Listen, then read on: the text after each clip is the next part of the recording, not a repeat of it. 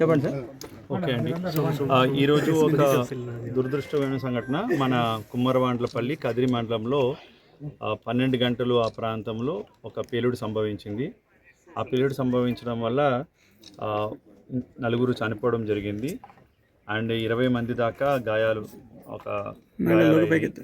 అందులో ఒక పర్సన్కి హెడ్ ఇంజురీ కూడా అయితే వెంటనే అతన్ని గవర్నమెంట్ జనరల్ హాస్పిటల్ అనంతపూర్కి పంపించడం జరిగింది. అయితే ఈ సంఘటనలో అంటే ఎవరైతే ఇల్లు అద్దెకి తీసుకుని ఉన్నారో వెంకన్న అనే అతను గత ఒక 10 ఏళ్ళ నుంచి కూడా అతను ఈ రోడ్ వర్క్స్ అగ్రికల్చర్ వర్క్స్కి సంబంధించి ఈ బ్లాస్టింగ్ పనులు చేస్తూ ఉంటారు. ఒక ట్రాక్టర్ సహాయకారంతో ఆ బ్లాస్టింగ్ వర్క్స్ చేస్తూ ఉంటారు ఆయన.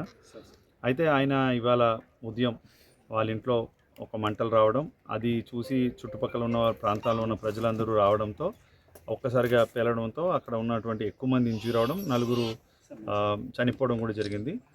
అండ్ వెంటనే ఎవరైతే ఇంజూరీస్ అయినాయో వాళ్ళందరినీ కూడా మనం ఇక్కడ ఏరియా హాస్పిటల్లో ట్రీట్మెంట్ చేస్తున్నాము. డాక్టర్స్ అందరినీ కూడా అలర్ట్ చేశాము అండ్ అక్కడ సూపరింటెండెంట్ అనంతపూర్ని కూడా అలర్ట్ చేసి వారికి మెరుగైన వైద్యం అందించడానికి ఏర్పాట్లు చేస్తున్నాం. అయితే దీనికి సంబంధించిన పేలుడికి కారణాలకు సంబంధించి మనం క్లూస్ టీమ్ ఆల్రెడీ వచ్చి ఉంది అండ్ ఒక ఎఫ్ఎస్ఎల్ నుంచి కూడా ఇంకో టీంని కూడా ఎస్పీ గారు ఆల్రెడీ పిలవడం జరిగింది. సో ఈ వీళ్ళు వచ్చి పూర్తి స్థాయిలో ఇన్వెస్టిగేషన్ చేసిన తర్వాత అసర్టైన్ అంటే పేలుడికి కారణం అనేది మనం అసర్టైన్ చేయడానికి అవకాశం ఉంది అండి.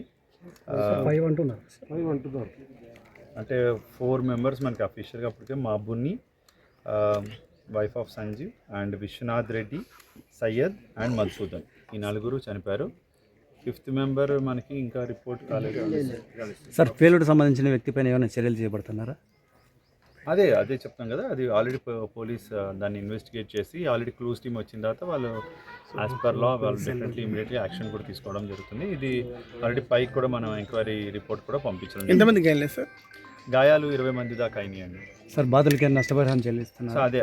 అవన్నీ కూడా మీకు ఇంకొక 2-3 అవర్స్లో వీళ్ళు అప్డేట్